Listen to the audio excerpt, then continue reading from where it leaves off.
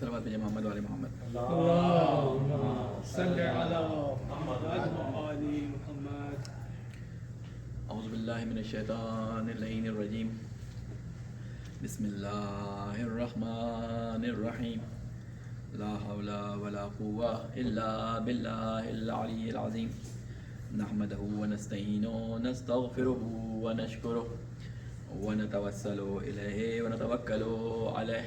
نصلی ونسلم علی خیرته فی خلقه حافظ سرہ ومبلغ رسالاتہ سیدنا و نبینا ابی القاسم محمد صل على محمد وعلى اہل بیتہ الطیبین الطاہرین المعصومین سیما بقیت اللہ فی الارضین. قال اللہ تعالیٰ فی کتاب المبین وقولہ الحق. اعوذ باللہ من الشیطان اللعین الرجیم. اليوم يئس الذين كفروا من دينكم فلا تخشوهم واخشوني اليوم أكملت لكم دينكم وأتممت عليكم نعمتي ورضيت لكم الإسلام دينا. صدق الله العلي العظيم. صلوات بھیجیں محمد والے محمد. صل على محمد وآل محمد. السلام علیکم ورحمۃ اللہ وبرکاتہ. وعلیکم السلام. سب سے پہلے اپنے آپ کو اور تمام مومنین مومنات اور سننے والوں کو تقوی الہی کی وصیت اور تقوی الہی کی نصیحت کرتا ہوں. اللہ تعالیٰ سے یہ دعا کرتا ہوں کہ اللہ تعالیٰ ہم سب کو آج اور آنے والے دنوں کی برکت سے تقوی الہی کے حصول میں ہماری مدد فرمائے. آپ سب کو معلوم ہے کہ ہم اس وقت ذی الحجہ کی ان تاریخوں میں موجود ہیں کہ جب کچھ دن بعد ہماری سب سے بڑی عید جسے عید بزرگ غدیر کہا جاتا ہے وہ آنے والی ہے. کیونکہ اگلے جمعے شاید میں آپ کے سامنے موجود نہ ہوں, میں سفر پہ شاید چلا جاؤں, تو میں نے چاہا کہ پہلے ہی کچھ غدیر سے متعلق جو کچھ چیزیں ہیں وہ آپ کے سامنے بیان کر دوں تاکہ حق جسے کہتے ہیں کہ ولایت اور حق محبت جو ہے وہ ادا ہو سکے. جس آیت کی میں نے آپ کے سامنے تلاوت کی اس میں اللہ تعالیٰ یہ ارشاد فرما رہا ہے کہ الیوم اکملت لکم دینکم واتممت علیکم نعمتی ورضیت لکم الاسلام دینا. اے رسول سے خطاب ہے, اس نے فرمایا کہ آج کے دن ہم نے تمہارے لیے تمہارے دین کو مکمل کر دیا اور نعمت تمام کر دی, اور رضیت لکم الاسلام دینا, اور اسلام ایز اے دین ہم نے تمہارے لیے اس سے راضی ہو گئے, یعنی اسلام کو تمہارے لیے دین کے طور پہ ہم نے پسند کیا. یہ آیت آپ کو معلوم ہے کہ اکثر جسے کہتے ہیں سنی مفسرین اور تمام شیعہ جو علماء اور مفسرین اور محدثین ہیں ان کے نزدیک یہ آیت یوم غدیر کے موقع پر نازل ہوئی کہ جب رسول اکرم صلی اللہ علیہ وآلہ وسلم حج سے واپس آ رہے تھے اور راستے میں آپ کو یہ حکم ہوا کہ وہ پیغام پہنچا دیں کہ جس کا میں نے آپ کو امر کیا ہے. اگر آپ نے وہ پیغام نہیں پہنچایا تو گویا کہ آپ نے کار رسالت کو انجام نہیں دیا, یا رسول بلغ ما انزل الیک. تو اس آیت کے آنے کے بعد رسول اکرم صلی اللہ علیہ وسلم نے وہ تمام غدیر کا جو اجتماع تھا اس کی جو تیاریاں تھیں وہ ساری آپ کے ذہنوں میں ہیں, اور ابھی کل پرسوں جو میلاد ہوں گے ان میں بھی آپ علماء سے سنیں گے. میں چاہ رہا ہوں کہ کچھ علمی طریقے سے آج غدیر کے بارے میں ہم گفتگو کریں کہ یہ غدیر اصل میں اس کی اہمیت کیوں ہے. امام رضا علیہ السلام کے بقول کہ مسلمانوں میں منائی جانے والی عیدوں میں سب سے بڑی عید جو ہے وہ عید غدیر ہے, کیونکہ 4 عیدیں ہیں جو مسلمان سیلیبریٹ کرتے ہیں, شیعہ عموماً سیلیبریٹ کرتے ہیں. ان میں عید الاضحیٰ, عید الفطر, عید غدیر اور بیست. انہی 4 دنوں کے بارے میں روایات بھی ملتی ہیں کہ بہت زیادہ عید مباہلہ, انہی 4 عیدوں کے بارے میں ہمیں بہت زیادہ روایات ملتی ہیں, اس کے اعمال ملتے ہیں. لیکن آج عید غدیر کے بارے میں صرف یہ ایک چھوٹی سی امام رضا علیہ السلام کی حدیث سے استفادہ کرتے ہوئے ایک بات آپ کے سامنے بیان کروں گا کہ جس طرح عاشور کے بارے میں ہمیں ملتا ہے کہ عاشور کے دن اپنے آپ کو محزون کرو, غمزدہ ظاہر کرو, اپنے آپ کو جو ہے وہ غم کی حالت میں لاؤ, امام حسین علیہ السلام ان کے اصحاب کا ذکر کرو. اس طرح غدیر کے دن کے بارے میں ملتا ہے کہ اس دن کثرت سے لوگوں کو اطعام کرو, اپنے چہرے پہ مسکراہٹ لے کے آؤ, ایک دوسرے میں خوشیاں بانٹو, لوگوں کو خوش کرو, مومنین کی خوشی کا جو ہے وہ اہتمام کرو. اور خصوصاً اطعام کا یعنی کھانا کھلانے کا بہت زیادہ اس میں ثواب اور ترغیب ہمیں بیان کی گئی. احادیث میں ہمیں ملتا ہے کہ ائمہ علیہ السلام کا طریقہ کار یہ تھا کہ جب روز غدیر آتا تھا تو آپ ایک بڑا سفرہ دسترخوان بچھاتے تھے اور لوگوں کو اس پہ دعوت دیتے تھے, اور مومنین کا علماء کا یہ تقریباً کئی 100 سالوں سے یہ شیبہ رہا ہے کہ غدیر والے دن وہ سفرہ بچھاتے ہیں، دسترخوان بچھاتے ہیں اور تمام لوگوں کو اس میں دعوت دیتے ہیں اور اس میں امیر المومنین علیہ السلام علیہ کی جو ولایت سے متعلق لوگوں کو تبلیغ اور تہنیت پیش کرتے ہیں۔ یہ غدیر اتنی امپورٹنٹ کیوں ہے؟ اس غدیر کے بارے میں ہم بیان کرنے سے پہلے میں کچھ علمی طور پہ وارد ہونا چاہتا ہوں، اور وہ یہ کہ 27 سال پیغمبر اکرم 23 سال پیغمبر اکرم صلی اللہ علیہ وسلم نے جو ہے اپنے دین اور تبلیغ کا جو ہے وہ سلسلہ جاری رکھا۔ 27 رجب کو یہ سلسلہ آغاز ہوا کہ جب پہلی وہی حضرت محمد مصطفیٰ صلی اللہ علیہ وسلم پہ نازل ہوئی، اور ایک ایسے علاقے میں آپ کی بعثت ہوئی کہ جس علاقے میں جہالت اپنے پورے عروج پہ تھی، جہالت ہر لحاظ سے، وہ جو ہے وہ جنگوں میں، ظلم میں، عورتوں پہ جسے کہتے ہیں کہ قتل، اور بچوں کے قتل کرنے پہ، یا آپس میں لڑائی جھگڑوں میں، ہر طریقے سے بدترین جسے کہتے ہیں پستی کے اندر اپنے وہ موجود تھے، یعنی جتنے وہ پست ہو سکتے تھے وہ تمام پستیاں ان کے اندر موجود تھیں۔ ایسے معاشرے کے اندر رسول اکرم صلی اللہ علیہ وسلم تشریف لے کے آئے اور انہوں نے اس معاشرے کے اندر اپنی تبلیغ اور اپنے اسلام کے پھیلاؤ کے لیے تبلیغ جو ہے وہ شروع کی۔ اس طرح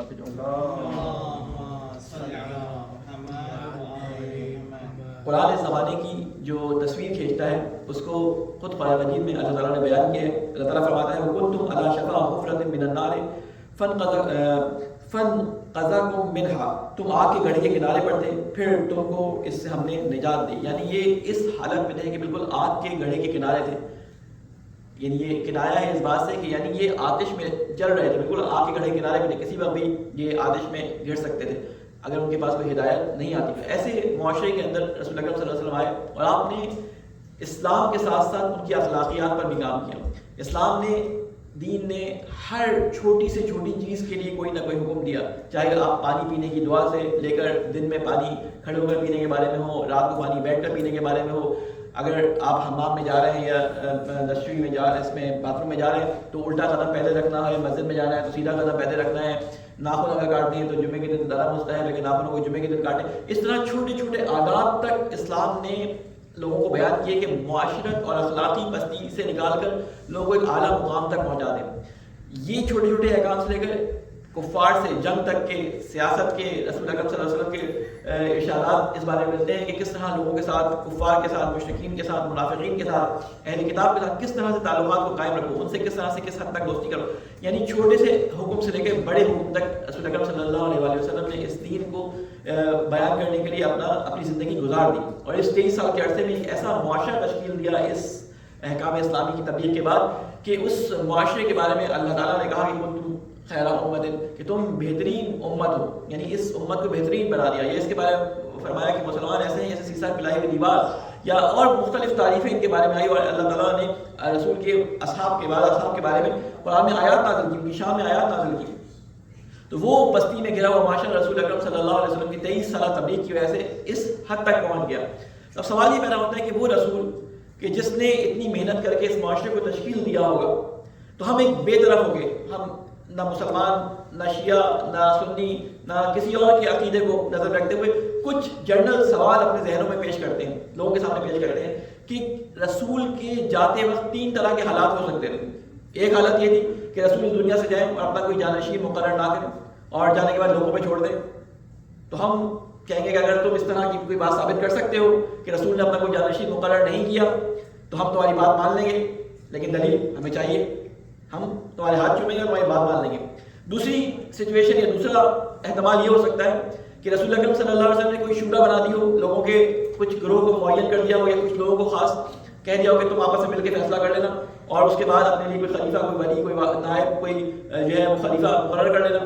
اگر ایسا ملتا ہے تو اس کے لیے کوئی نہ کوئی دلیل ہوگی، وہ دلیل لے آؤ، ہم اس دلیل کو دیکھیں گے، اگر وہ حقیقت پہ مبنی ہوگی تو ہم اس کو قبول کر لیں گے۔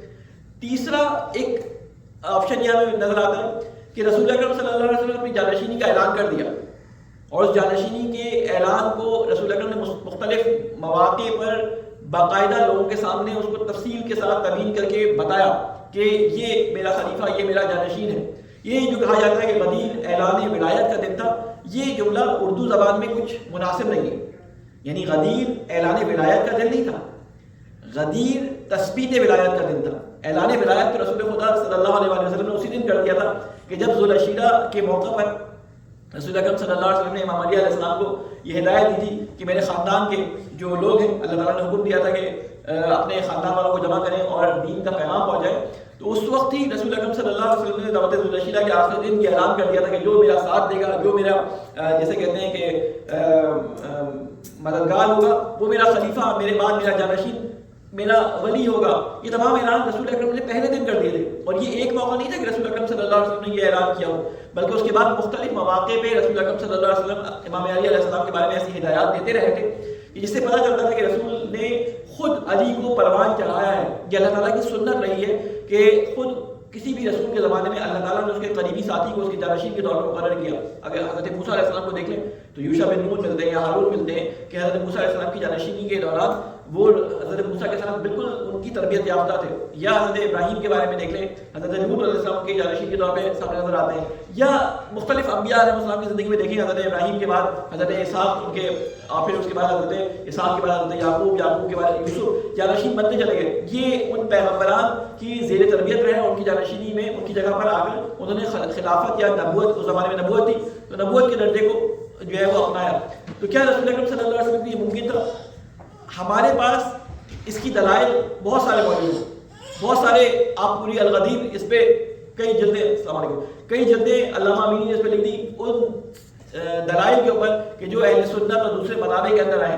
میں ان چیزوں کو بیان نہیں کروں گا کہ اس زمانے میں کیا ہوا کیا نہیں ہوا, میں صرف اس جملے کو بیان کروں گا کہ پہلے دن رسول اکرم صلی اللہ علیہ وسلم نے جو اعلان کیا تھا وہ کس طرح سے کیا تھا.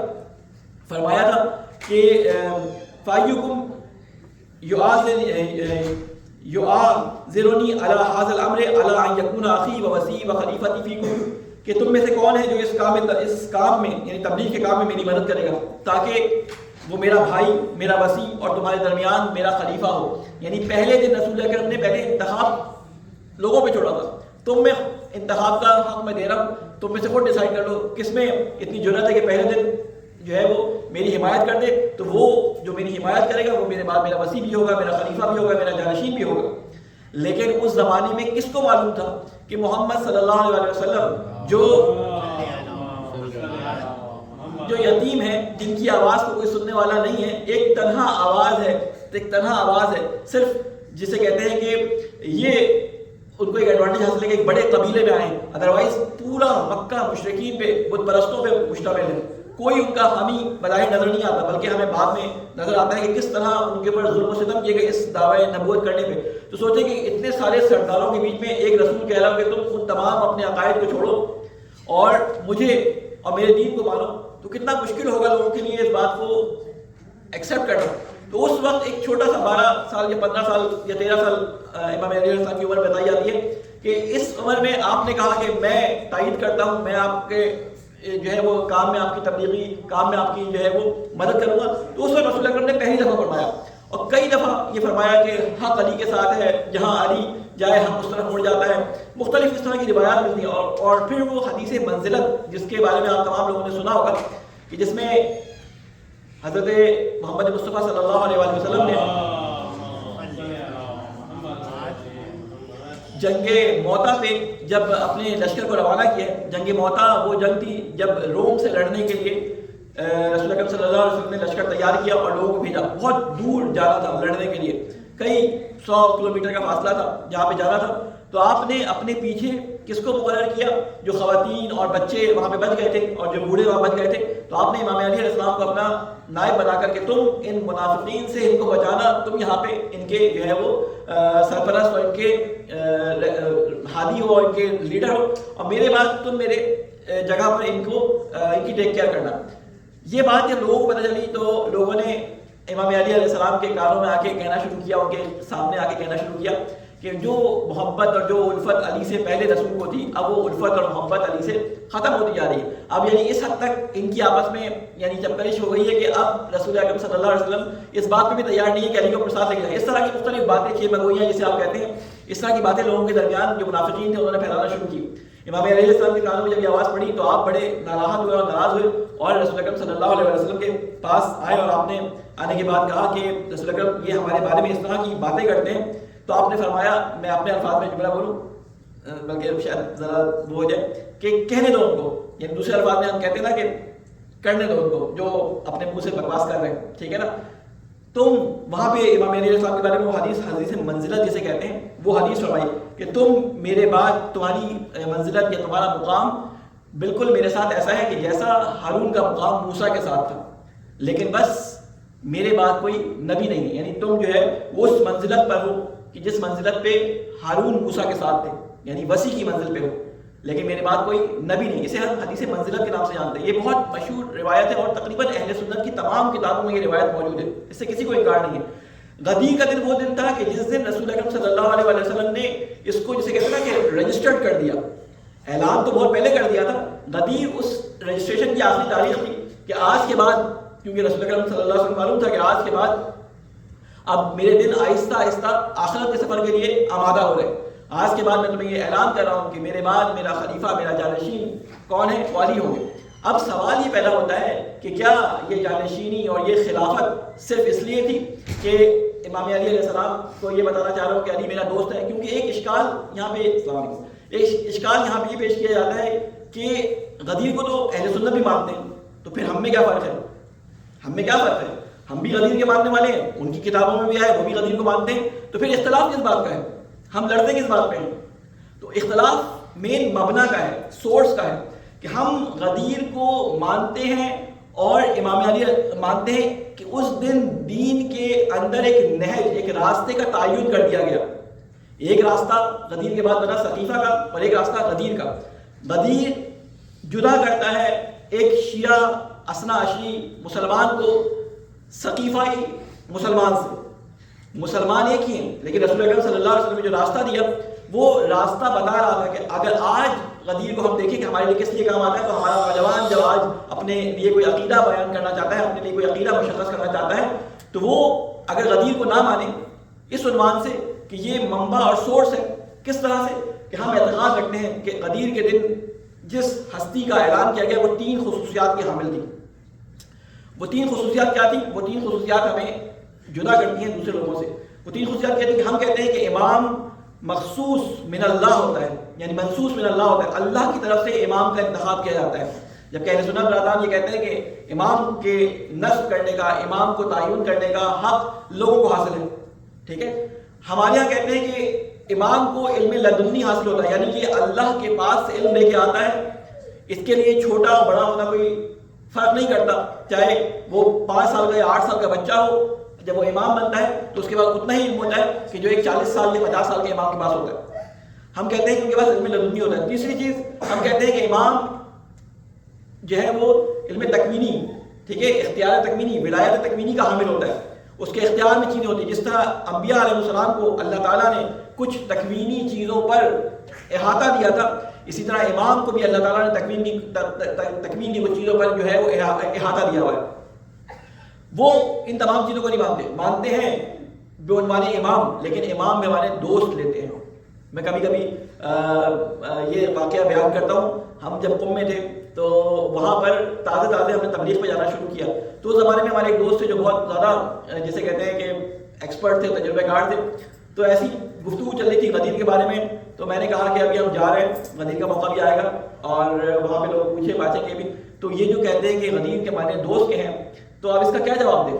تو کہتے ہیں بہت آسان سا جواب ہے.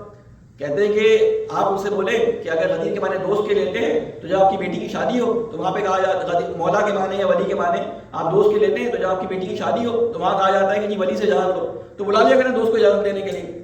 تو اس وقت سب جوتے مانے ہیں آپ کو. تو دوست کے معنی ہوتے ہیں لیکن وہاں پر دوست کے معنی نہیں تھے. بعض لوگوں نے کہا کہ یہ دوستی اس لیے رسول اکرم نے بیان کی تھی کہ کچھ دنوں پہلے کہ جب مولا امیر المومنین علیہ السلام کسی جنگ سے واپس آ رہے تھے تو مال غنیمت لوگوں نے کچھ کھا پی لیا راستے میں رسول اکرم صلی اللہ علیہ وسلم تک پہنچنے سے پہلے. تو امام علی علیہ السلام نے وہ سارا مال غنیمت ان سے واپس نکلوایا. اس پہ لوگوں کی ناراضگی ہو گئی. پھر بعض منافقین جو امام علی علیہ السلام کو جانتے تھے یا بعض مشرکین جو مسلمان تو ہو گئے تھے لیکن ان کے باپ داداؤں کو امام علی علیہ السلام نے جو ہے وہ قتل کیا تھا اپنی تلواروں سے. بہت ساری دشمنیاں تھیں جو حضرت ابو طالب کی وجہ سے بھی اور بعض امام علی علیہ السلام کی وجہ سے امام علی سے موجود تھی. تو وہ ناچاکیاں جو لوگوں کی امام علی سے تھی رسول اکرم نے اس کا ازالہ کرنے کے لیے جو ہے وہ غدیر میں اعلان کر دیا کہ دیکھو علی السلام میں تمہارا دوست ہوں، علی بھی تمہارے دوست ہیں. یہ معنی کسی بھی طرح سے اس جگہ پر اس دن کی مناسبت سے اور اس دن کے اہتمام کی مناسبت سے سیٹ نہیں ہوتا. تو لہٰذا ہم کہتے ہیں کہ ولی کے اندر یہ 3 خصوصیات ہونی چاہیے. اگر نہ ہو تو جو ہے وہ امام نہیں ہوتا. کیونکہ آج کل اگر آپ دیکھیں تو آج کل امام جو ہے یا امیر المومنین جو ہے وہ بن سلمان کو بھی امیر المومنین کہتے ہیں. تو یہ تو ہر حاکم کو ہر حکمران کو امیر المومنین کہتے ہیں. ہم کہتے ہیں نہیں, امیر المومنین یا ولی امر صرف وہی ہو سکتا ہے کہ جس کی اطاعت اللہ نے فرض کی, جو اللہ کی طرف سے جو ہے وہ نصب کیا گیا ہو, منسوخ کیا گیا ہو, اللہ کی طرف سے اس کو تعینات کیا گیا ہو یا انتخاب کیا ہو. ایک اور چیز جس کو میں مختصر بیان کر دوں, ایک صلوات بھیجیں محمد والے محمد,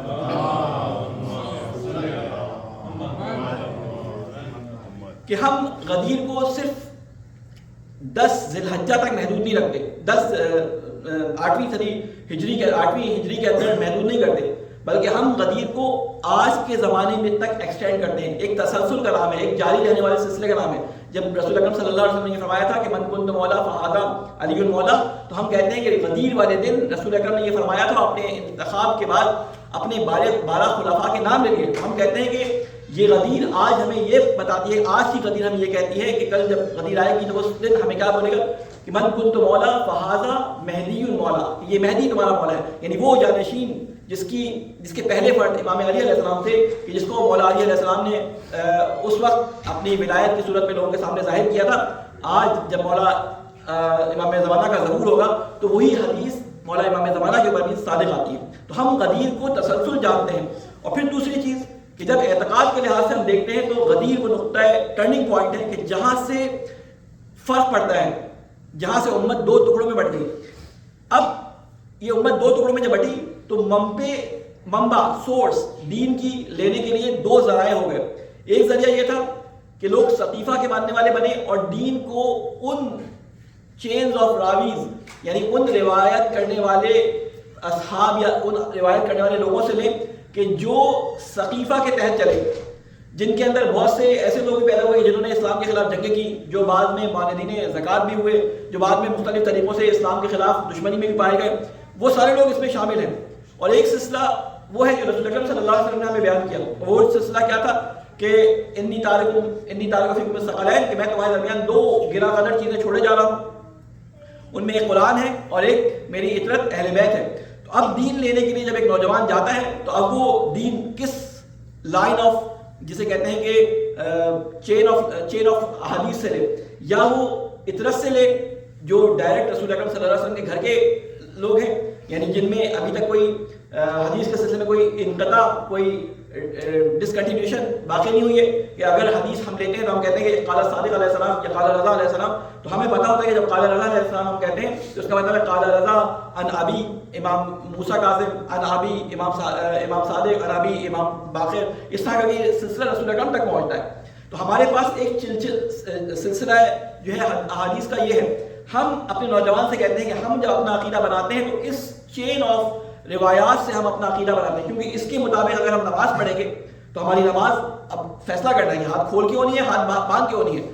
اب ہمیں فیصلہ کرنا ہے کہ ہمارا وضو کس طرح سے ہونا ہے. ہمیں یعنی دین کے ہر پہلو میں ہمیں غدیر کے ٹرننگ پوائنٹ تک جانا پڑتا ہے. یعنی غدیر وہ نقطہ وصل ہے کہ لوگوں کا دین کے ساتھ یا لوگوں کے انحراف کا نقطہ انحراف بھی ہے, وہیں سے انحراف بھی ہوتا ہے اور وہیں سے وصل بھی ہوتا ہے. اللہ تعالیٰ سے ہم یہ دعا کرتے ہیں اللہ تجھے واسطہ ہے محمد والے محمد کا, ہمیں غدیر کی صحیح معرفت اور آج کے زمانے میں غدیر کے پیغام کو اپنی زندگی میں پیدا کرنے کی ہم سب کو توفیق عطا فرما.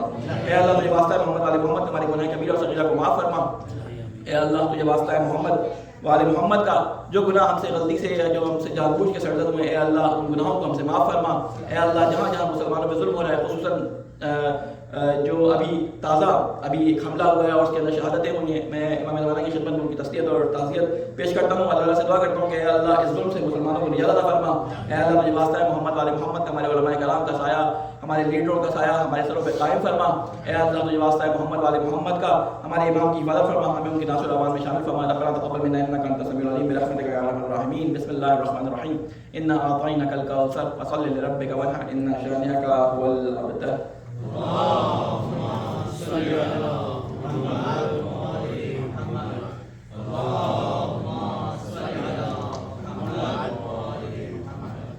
اللهم صل على محمد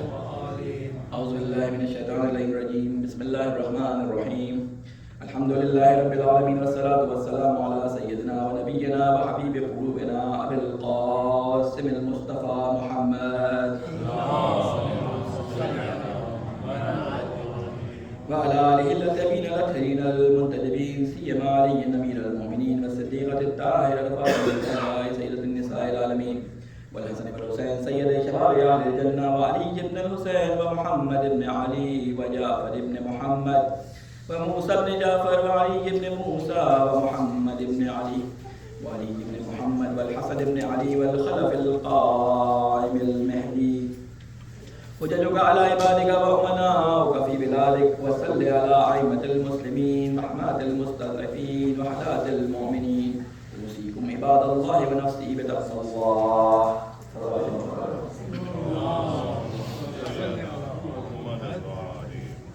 السلام علیکم ورحمۃ اللہ وبرکاتہ. سب سے پہلے اپنے آپ کو اور تمام مومنین مومنات اور سننے والوں کو الہی کی وصیت اور تقوی الہی کی نصیحت کرتا ہوں اور اللہ تعالیٰ سے یہ دعا کرتا ہوں کہ اللہ تعالیٰ ہم سب کو تقوی الہی کے لیے جو بھی کام اور جو بھی اعمال درکار ہیں ان تمام اعمال کو انجام دینے کی توفیق عطا فرمائے. تقوی ہماری زندگی میں یہ مشخص کرتا ہے کہ ہمیں کس راستے میں چلنا ہے اور پیغام غدیر بھی ایک راستہ ہے تقوی پہ پہنچانے کا کہ اگر آپ غدیر کے پیغام پہ پہنچتے ہیں تو ہم غدیر میں جس امام کی اتباع جس امام کی ولایت کا اقرار کرتے ہیں اسے امام المتقین بھی کہا جاتا ہے، یعنی متقی لوگوں کا امام. اور آپ کو معلوم ہے کہ اللہ تعالیٰ نے اپنے ہاں عبادات اور اعمال کی قبولیت کی شرط جو رکھی ہے کہ اللہ تعالیٰ قبول کرتا ہے اعمال کو صرف کس سے؟ متقین سے. یعنی اللہ تعالیٰ نے اعمال کی قبولیت کی شرط کو تقوی قرار دیا ہے، یعنی متقی جو ہوگا جو تقوی کا صاحب ہوگا جو صاحب تقوی ہوگا اس سے ہی اعمال کو قبول کیا جائے گا. اس کے علاوہ اعمال کی قبولیت جو ہے وہ اللہ تعالیٰ کے نزدیک موجود نہیں ہے. لہذا اللہ تعالیٰ سے یہ درخواست بھی ہے اور درخواست کے ساتھ ساتھ اپنی طرف سے اس عمل کی بھی جو ہے کوشش اور صحیح ہونی چاہیے کہ وہ تمام کام جو ہمارے راستے میں رکاوٹ کے طور پہ آتے ہیں، بعض دفعہ وہ ہمارے مادی مسائل میں یا یوں کہہ لیں کہ دین کے ساتھ اختلاف رکھتے ہیں، یا بعض دفعہ وہ ہمارے سامنے اس صورت میں آ جاتے ہیں کہ ایک طرف دین ہوتا ہے اور ایک طرف ایسے مسائل ہوتے ہیں کہ جو ہماری زندگی میں ہر لحاظ سے بہت امپورٹنٹ ہوتے ہیں اور ان کا چھوڑنا ہمارے لیے لاس کا باعث ہوتا ہے، ہمارے لیے جسے کہتے ہیں کسی نقصان کا باعث ہوتا ہے. لیکن دوسری طرف دین کہہ رہا ہوتا ہے کہ اس نقصان کو برداشت کر لو لیکن اس کام کو انجام نہ دو. تو وہ موقع ہوتا ہے کہ جہاں پہ انسان کے اندر کی جو پاور ہوتی ہے کہ جس کو اس نے اپنی پاکیزگی سے، جس کو اس نے اپنی پیوریفیکیشن سے تیار کیا ہوتا ہے اپنے آپ کو، وہ وہاں مددگار ثابت ہوتی ہے کہ وہ اس وقت اس دین کے حکم کے مقابلے میں اور دنیاوی حکم کے اندر فیصلہ کرنے میں مددگار ثابت ہو.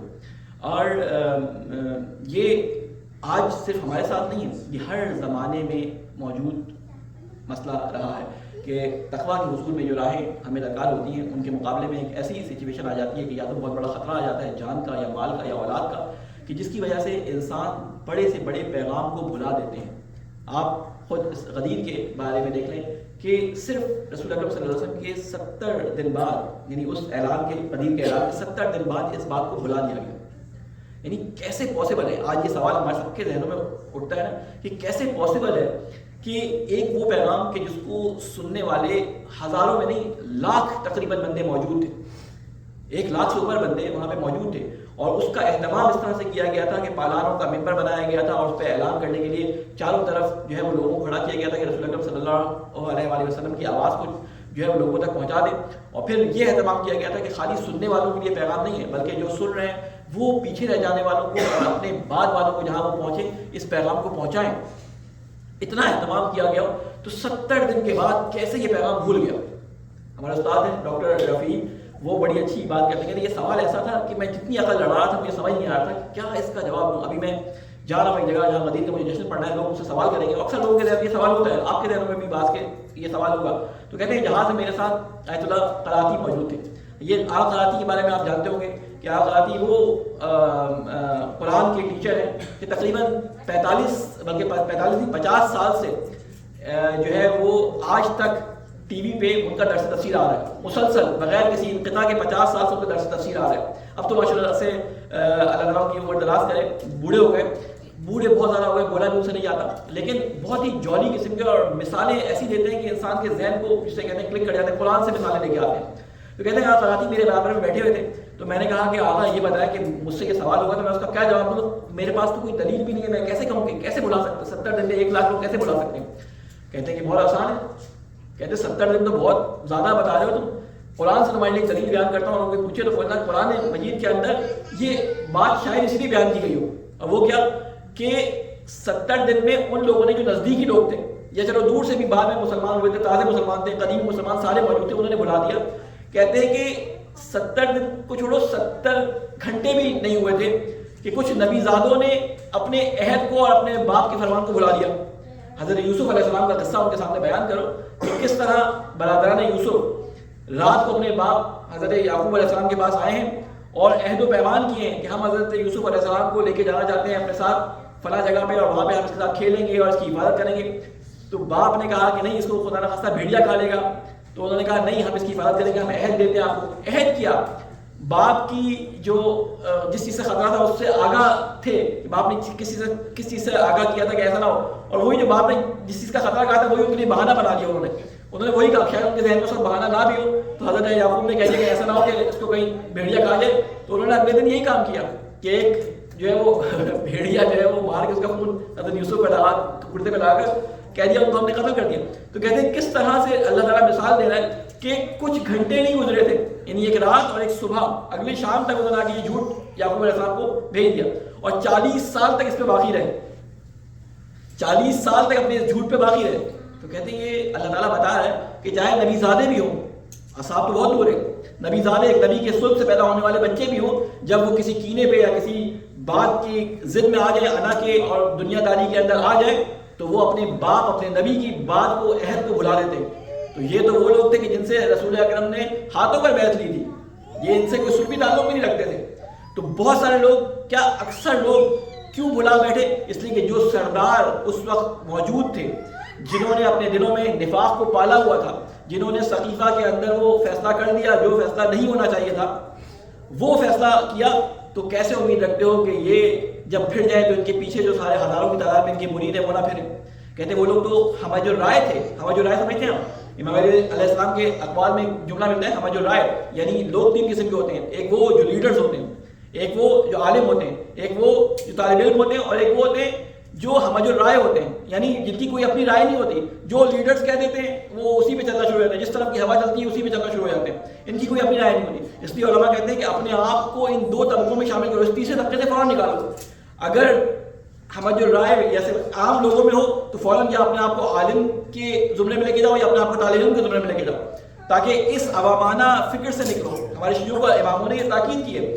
تو رسول اکرم صلی اللہ علیہ وسلم نے جو ہے وہ ہمیں ایک پلان دیا. اسلام علیہ محمد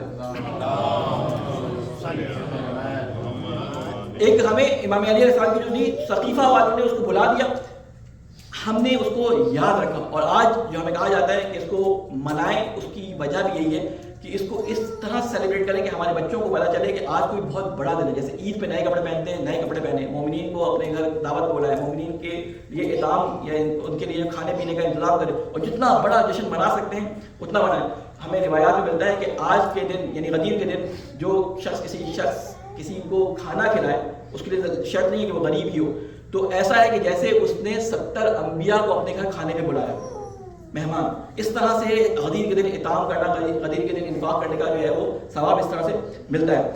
ایک چیز بس میں اپنی بات کو ختم کروں کہ ہمارے پاس کوئی دلیل ہو یا نہ ہو، یعنی میں اپنے لیے سمجھتا ہوں کہ ہمارے پاس کوئی دلیل ہو یا نہ ہو، کوئی کسی دلیل سے مانتا ہو یا نہ ہو، غدیر کے دفاع میں ہمارے پاس ایک دلیل ہی اگر ہو نا، اور وہ کون سی دلیل ہو، وہ ہمارے لیے کافی ہے. وہ دلیل یہ ہے کہ غدیر کا دفاع کرنے کے لیے جو شخصیات اٹھی وہ ہمارے لیے باعث تاسی ہیں، باعث نمونہ، وہ ہمارے نمونہ ہیں. اور ان میں سے سر فہرست کون ہے؟ حضرت فاطمہ الزہرا سلام اللہ علیہا. ہم اگر نگاہ دوڑائے تاریخ میں تو مدافع غدیر، جو سب سے بڑی مدافع غدیر نظر آتی ہے، سب سے بڑی جو مدافع ولایت نظر آتی ہے، وہ کون ہے؟ بی بی فاطمہ الزہرا سلام اللہ علیہا ہیں، جنہوں نے اپنی آخری سانس تک غدیر کا دفاع کیا، اور اسی کے دفاع میں، ولایت کے دفاع میں آپ کی شہادت واقع. لہٰذا ہمیں اپنے بچوں کو غدیر اگر بیان کرنی ہے تو تو صرف میلادوں کے اندر لال پیلے کپڑے پہن کے بیان نہیں کرنی، ہمیں صرف جو ہے منقواتیں پڑھ کے بیان نہیں کرنی، بلکہ ہمیں اپنے بچوں کو بتانا ہے کہ غدیر ہمیں کس طرح سے اسلام کے صحیح ٹریک پہ چلنے میں مددگار ثابت ہوتی ہے۔ آج غدیر کے پیغاموں میں سے ایک پیغام اور بھی ہے، اور وہ ہے مظلوم کی حمایت، مظلوم کی حمایت۔ اس وقت ہمیں مسلمانوں کو بہت زیادہ پہلے وقتوں سے زیادہ اتحاد کی ضرورت ہے، کیونکہ اللہ تعالیٰ قرآن مجید فرماتا ہے کہ اگر تم آپس میں متحد نہیں ہوگے تو تمہاری ہوا اکھڑ جائے گی، تم آپس میں منتشر ہو جاؤ گے اگر اتحاد نہیں کرو گے، اور دشمن اسی انتشار سے فائدہ اٹھا رہا ہے۔ یہ فرقہ پرستی، آپس میں لڑنا، ایک دوسرے کو کفر کے فتوے لگانا، یہ اس بات کا باعث بن رہا ہے کہ مسلمانوں میں اتحاد نہیں ہے، اور یہ مسلمانوں میں اتحاد نہ ہونا، اور یہ اس بات کو ہمیں دکھا رہا ہے ظاہر کے اندر کہ آج ایک کسی مسلمان ملک پہ حملہ ہوتا ہے، دوسرے خاموش بیٹھے رہتے ہیں۔ اس خاموشی کا نتیجہ آج تو شاید پتہ نہیں چل رہا، لیکن کچھ دن بعد ایک قوم اگر سرنگون ہو گئی، ایک قوم پہ جو ہے وہ تسلط حاصل ہو گیا، تو اگلی بار دوسری مسلمان قوم کی باری ہے۔ میں پہلے بھی شاید یہ واقعہ آپ کے سامنے سنا چکا ہوں، یہ واقعہ آپ کے سامنے بیان کروں۔ یہ ہے تو ویسے حکایت، شیخ سعدی مثنوی میں اپنی بڑی اچھی حکایات بیان کرتے ہیں، اس میں وہ ایک حکایت بیان کرتے ہیں کہ ایک جگہ پر ایک کسان نے اپنے گھر میں بکری اور جو ہے وہ مرغا پالا ہوا تھا، تو وہاں پر اس کے گودام کے اندر جہاں پہ اس کی گندم رکھی ہوتی تھی، وہاں پہ اس نے ایک ٹریپ لگایا کہ سانپ یا چوہے آئے تو اس میں پھنس جائیں۔ تو جب اس نے ٹریپ لگایا تو ایک چوہا مرغے کے پاس آیا، اور اس نے آنے کے بعد کہا کہ دیکھو کوئی میری کوئی ہیلپ کرو، اس نے اندھیرے میں یہ ٹریپ لگا دیا، کسی دن میں اس میں پھنس جاؤں گا، تو اس کو کچھ اپنی ٹانگوں وانگوں سے ادھر ادھر کر دو۔ تو مرغے نے کہا میرے لیے تو یہ سیف ہے، میرے لیے نہیں ہے، تمہارے لیے چھوٹا سا، میرا منہ بھی اس میں نہیں جائے گا، تو میں تو اس سے سیف ہوں۔ وہ بکری یا بکرے کے پاس گیا، اس نے کہا میں اتنا بڑا ہوں، میں تھوڑی پھنسوں گا، تمہارا مسئلہ تم خود حل کرو۔ ایک ہی جگہ میں رہنے والے تھے، یہ بات نہیں سنی، یہ باہر کے گائے بکریاں سب سے اس نے کہا کسی نے نہیں سنی۔ تو کچھ دنوں بعد ایک سانپ اس کے اندر پھنس گیا، چوہا تو نہیں پھنسا، سانپ پھنس گیا۔ جب سانپ پھنسا تو اندھیرے میں جب اس کی بیوی آئی تو اس نے دیکھا کچھ حرکت ہو رہی ہے، تو دیکھا ٹریپ کے اندر کچھ پھنسا ہوا ہے جو اس نے لگایا تھا، تو وہ سمجھی چوہا پھنس گیا ہے۔ اس نے اس کو نکالنے کی کوشش کی، سانپ نے اس کو ڈنک مار دیا۔ جب سانپ نے اس کو ڈنک مارا تو یہ بیمار ہو گئی، زہر کا اثر اتنا ہوا تھا، ڈاکٹر یا طبیب جو بھی تھا اس نے کہا کہ اس کو کوئی وائٹامن، کوئی بھرپور غذائیت کی چیز کھلاؤ۔ تو سب سے پہلے مرغے کی باری آئی، اس کو ذبح کیا گیا، اس کا سوپ اور یخنی پلائی گئی، اس سے بھی وہ صحت یاب نہیں ہوئی اور آہستہ آہستہ مر گئی۔ جب مر گئی تو لوگ ملنے کے لیے آئے، تو اس کے شوہر نے ان کی دعوت کے لیے، ان کے کھانے کے لیے انتظام کیا، اس بکری کو بھی ذبح کر دیا۔ تو ایک ایک کر کے جنہوں نے اپنی بے تفاوتی کا جسے کہتے ہیں اظہار کیا تھا، وہ سارے کے سارے ذبح ہو گئے۔ وہ سارے جانور جن سے اس نے ہیلپ مانگی تھی سب اس کے سویا ہوا چیلوں میں نکل گئے۔ تو ہوتا کیا ہے کہ آج ایک مسلمان ملک کی باری آتی ہے، دوسرے کہتے ہیں ہمارا تو مسئلہ نہیں ہے، اس کا مسئلہ خود حل کر لے گا۔ یہ ایسا نہیں ہے، یہ کسی بھی ایک جگہ رکنے والے نہیں ہیں۔ یہ آج آپ کے ساتھ دوست ہیں، کل آپ کے دشمن ہیں۔ اللہ تعالیٰ قرآن مجید میں کہتا ہے ایسے معاند، ایسے عناد رکھنے والے یہود و نصارہ کو دوست نہ بناؤ کہ جو اللہ تعالیٰ کے دشمن ہیں، جو مسلمانوں کے دشمن ہیں، ان کو دوست نہ بناؤ۔ اگر آج مسلمان قوم اتحاد کے ساتھ نہیں رہی تو یقین کریں گے جہاں جہاں مسلمان موجود ہیں، ایک ایک کر کے یہ تمام لوگوں کو ٹریپ میں اور ان کو ختم کرنے کی کوشش کریں گے۔ اور دوسری بات یہ کہ ہمیں بہت افسوس ہے اور ہم تعزیت پیش کرتے ہیں ان تمام لوگوں کو کہ جو بے گناہ اس جہاز کے حادثے میں جو انڈیا میں ہوا اس میں وہ مارے گئے، جس کی بھی غلطی تھی، چاہے وہ انجن کا فالٹ تھا یا جو بھی غلطی تھی، اللہ تعالیٰ جو ہے اس سے دعا کرتے ہیں کہ اللہ تعالیٰ ان پہ اپنی جو ہے وہ اپنا رحم کرے۔ بہرحال اللہ تعالیٰ سے یہ دعا ہے کہ اے اللہ تجھے واسطہ ہے محمد والے محمد کا ہمارے گناہ کبیرہ صغیرہ کو معاف فرما۔ اے اللہ تجھے واسطہ ہے محمد والے محمد کا جو مظلوم جو اس دنیا سے جا چکے ہیں، خصوصاً یہ شہداء جن کے ابھی شہادتیں ہوئی ہیں، اے اللہ ان پہ اپنی مغفرت نازل فرما۔ اے اللہ وہ اپنے راستے پہ تیرے راستے پہ چلتے ہوئے تجھ تک پہنچ گئے، اے اللہ ہماری باری ہمیں بھی توفیق عطا فرما کہ جب وقت شہادت ہو، جب وقت ندا ہو، اے اللہ تعالیٰ ہم اس پہ لبیک کہہ سکیں۔ اے اللہ تجھے واسطہ ہے محمد والے محمد کا ہمارے بچوں، ہمارے نوجوانوں کے دلوں میں امام حسین علیہ السلام کی زندگی سے سبق لیتے ہوئے شوق شہادت کو پیدا فرما۔ اے اللہ ان کے دلوں میں محبت قرآن و اہل بیت کو راسخ فرما۔ اے اللہ تجھے واسطہ ہے محمد والے محمد کے مسلمانوں کی حفاظت فرما۔ اے اللہ تجھے واسطہ ہے محمد والے محمد کا ہمیں اس طرح کی مائیں چاہیے جس طرح کی کربلا میں مائیں تھی جنہوں نے اپنے بچوں کو اسلام پہ قربان ہونے کے لیے تیار کیا تھا۔ اے اللہ ایسی ماؤں کی تربیت کرنے کی ہم سب کو توفیق عطا فرما۔ اے اللہ ہمارے درمیان قاسم و اکبر جیسے نوجوانوں کی تربیت کی ہم سب کو توفیق عطا فرما۔ اے اللہ ہمارے درمیان موجود بوڑھوں میں حبیب نے مظاہر جیسا جوش و جذبہ عطا فرما۔ اے اللہ مسلمانوں کو اتحاد و اتفاق کرنے کی توفیق عطا فرما۔ اے اللہ ہمارے علماء کرام کا اور ہمارے جو خصوصی جو ہمارے محسنین ہیں ان کی حفاظت فرما۔ اے اللہ امام کی حفاظت فرما، ہمیں ان کے ناصر اعوان میں شامل فرما۔ ربنا تقبل منا انک انت السمیع العلیم برحمتک یا ارحم الراحمین۔ الراحمين. بسم الله الرحمن الرحيم. قل هو الله أحد الله الصمد لم يلد ولم يولد ولم يكن له كفوا أحد. صل على